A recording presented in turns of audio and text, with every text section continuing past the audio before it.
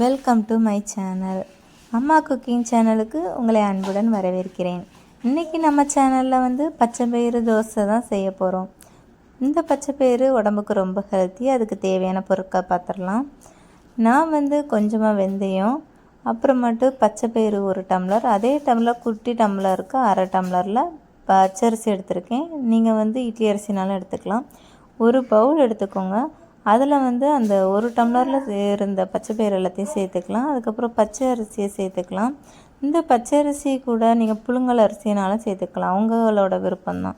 அப்புறம் 1 டேபிள் ஸ்பூனில் குட்டி டேபிள் ஸ்பூன் போல் நான் வெந்தயம் சேர்த்துருக்கேன். வெந்தயம் அதிகமாக சேர்த்துறாதீங்க, கம்மியாக சேர்த்துக்கோங்க. இப்போ தண்ணி ஊற்றி நல்லாவே கலந்து விட்டு அலசி எடுத்துக்கோங்க. நான் 2-3 தண்ணி நல்லாவே அலசி எடுத்துக்கிறேன். நம்ம அலசி எடுத்ததுக்கப்புறமாட்டு தண்ணி ஊற்றி நைட்டு ஃபுல்லாக ஊற வச்சுருங்க. இப்போ நம்ம ஓப்பன் பண்ணி பார்க்கலாம்.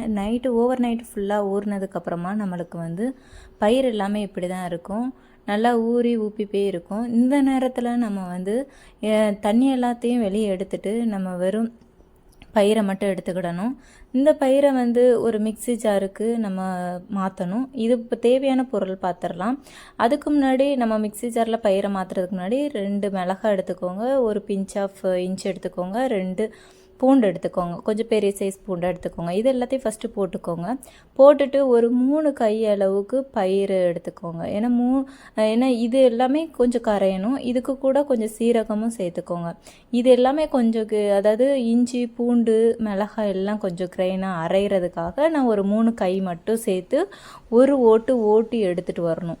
இது மொத்தமாக எல்லாத்தையும் சேர்த்து அரைச்சிங்கன்னா கொஞ்சம் அரைப்படாமல் இருக்கும். ஏன்னா அந்த மிளகாய் பூண்டெல்லாம் அரைப்படாமல் அப்படியே கடந்த மாதிரி இருக்கும். அதனால் 3 கை சேர்த்து ஒரு ஓட்டி எடுத்துகிட்டு வந்துடுங்க. எடுத்துகிட்டு வந்ததுக்கப்புறம் நம்ம ஃபுல்லாக நைஸாக அரைக்கணும்னா கரன்னு அரைச்சிட்டு இந்த மாதிரி அரைச்சிட்டு வந்திருக்கணும். இந்த மாதிரி அரைச்சிட்டு வந்ததுக்கப்புறமா மீதம் இருக்கிற எல்லா பயிறு அந்த அரிசி எல்லாத்தையுமே இதோட சேர்த்துக்கணும். இதோட சேர்த்து போட்டு மொத்தமாகவே எல்லாத்தையும் அரைச்சி எடுத்துகிட்டு வந்துடணும். ஏன்னா இந்த இதில் நம்ம ரொம்பவும் நையாக அரைக்கக்கூடாது, பரபரன்னு அரைக்கணும். ரொம்ப சாஃப்டாகவும் அரைச்சிட்டோன்னா அது ரொம்ப தோசைக்கு ஏற்றாப்புல நம்மளுக்கு மையாக நரன்னு அரைச்சிட்டு வந்துடணும். இந்த மாதிரி எல்லாத்தையும் போட்டு கொஞ்சமாக தண்ணி போட்டு கொஞ்சம் உப்பு சேர்த்துக்கோங்க. உப்பு சேர்த்துட்டு ஒரு ஓட்டி எடுத்துகிட்டு வந்துடுவோம். மொத்தம் 2-3 ஸ்பீடு விட்டிங்கன்னா போதும், நம்மளுக்கு இந்த மாதிரி நம்மளுக்கு ரெடி ஆயிரும். இந்த டைமில் நம்ம தனியாக ஒரு பாத்திரத்துக்கு மாற்றிடலாம். ஏன்னாங்க பாருங்கள், இந்த மாதிரி ஓட்டி எடுத்துகிட்டு வந்திருக்கணும். உங்களுக்கு பார்த்தாலே தெரியும். ரொம்ப தண்ணி ஊற்றுனீங்கன்னா ரொம்ப தண்ணி ஆயிரும். நம்மளுக்கு அந்த பதம் பார்க்கும்போதே கொஞ்சம் பரபரட்டு இருக்கிற மாதிரி இருக்கும். அந்த டைமில் நம்ம இது பண்ணிடணும். இன்னொரு பாத்திரத்தில் எல்லாத்தையுமே கொட்டிக்கலாம்.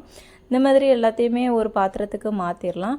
நம்மளுக்கு இதுக்கப்புறம் நீங்கள் தண்ணி எதுவுமே சேர்க்க வேண்டாம். நம்ம ஆல்ரெடி தண்ணி போட்டு கொஞ்சம் அரைச்சிருப்போம். அதனால் எந்த தண்ணியுமே நீங்கள் சேர்க்க வேண்டாம். சேர்க்காம நம்மளுக்கு மிக்சி ஜாருக்குள்ளே இருக்கிற அந்த இதெல்லாம் வர்றதுக்காக கொஞ்சமாக மிக்சி ஜாரில் மட்டும் கொஞ்சமாக தண்ணி ஊற்றி நல்லா அலசி விட்டுக்கோங்க. அலசிட்டு அந்த மிக்சி ஜாரில் உள்ள தண்ணியை மட்டுமே நம்ம இதில் கொஞ்சமாக கலந்து ஊற்றிக்கலாம். ஊற்றிட்டு ஒருக்கா கூட நம்ம அந்த இதை எல்லாத்தையுமே கலந்து விட்டுக்கலாம். இப்படி நம்ம செய்யும்போது ரொம்ப தண்ணியாகவும் ஆகாது, ரொம்ப கட்டியாகவும் ஆகாது. நம்மளுக்கு கரெக்டான ஒரு பதத்தில் தோசைக்கு ஏற்றாப்புல இருக்கும். தோசை மாவு நீங்கள் செஞ்சுருப்பீங்க இல்லையா, அந்த மாதிரி. இப்போ எல்லாத்தையும் கலந்துட்டு நம்ம ஒரு கொஞ்சமாக ஒரு 10 நிமிஷத்துக்கு ஒரு மூடி போட்டு மூடி வச்சுட்டு நம்ம ஓப்பன் பண்ணி எடுத்து பார்க்கும்போது ரெடி ஆகிருக்கும். இப்போ நம்ம தவா வச்சுக்கலாம் அடுப்பில். இதில் நம்ம 2 கரண்டி போல் நான் மாவு ஊற்றிருக்கேன். ஊற்றி நம்ம ஃபுல்லாகவே ஸ்ப்ரெட் பண்ணி விட்டுக்கலாம். இந்த மாதிரி ஃபுல்லாக விட்டுட்டு நல்லா ரொம்ப பெருசாக வேணால் நீங்கள் பெருசாக ஊற்றிக்கலாம், மெதுவனமாக வேணால் கொஞ்சம் சின்னதாக ஊற்றிக்கலாம். குழந்தைங்களுக்கு கொடுக்குறது தான் குட்டி குட்டி தோசையாக கூட ஊற்றிக்கலாம். இது நம்மளுக்கு மொறுன்னு சூப்பராக இருக்கும். நான் கொஞ்சம் நல்லெண்ணெய் ஊற்றிருக்கேன். நல்லெண்ணெய் ஊற்றி செய்யும்போது டேஸ்ட் இன்னுமே வேறு லெவல் டேஸ்ட்டாக இருக்கும். இதை இப்போ நம்மளுக்கு ஒரு பக்கம் நல்லா வெந்துட்டு பார்த்துக்கோங்க. இப்போ இன்னொரு பக்கம் திருப்பி போடுறதுக்கு நம்ம இது பண்ணி திருப்பி போட்டுக்கலாம்.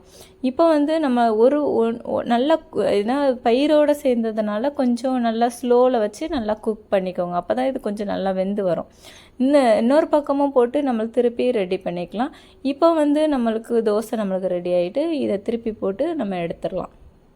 இப்படி ஒவ்வொரு தோசையை சுட்டு நீங்கள் எடுத்துக்கோங்க. ரொம்ப டேஸ்ட்டாக இருக்கும். இந்த ஹெல்த்தியான ரெசிபியை மறக்காமல் நீங்கள் செஞ்சு பாருங்கள். ரொம்ப நல்லாயிருக்கும். இந்த ரெசிபி உங்களுக்கு பிடிச்சிச்சின்னா மறக்காமல் நம்ம சேனலை சப்ஸ்கிரைப் பண்ணுங்கள். என்னோடய வீடியோ உங்களுக்கு பிடிச்சிச்சின்னா எப்படி இருக்குதுன்னு மறக்காமல் கமெண்ட் பண்ணுங்கள். இப்படிப்பட்ட வீடியோ பார்க்கணும் பெல் ஐக்கானை கிளிக் பண்ணுங்கள். இந்த மாதிரி ஆரோக்கியமான ஃபுட்டை வந்து வீட்டில் செஞ்சு கொடுத்து எல்லாரையும் ஆரோக்கியமாக வச்சுக்கோங்க.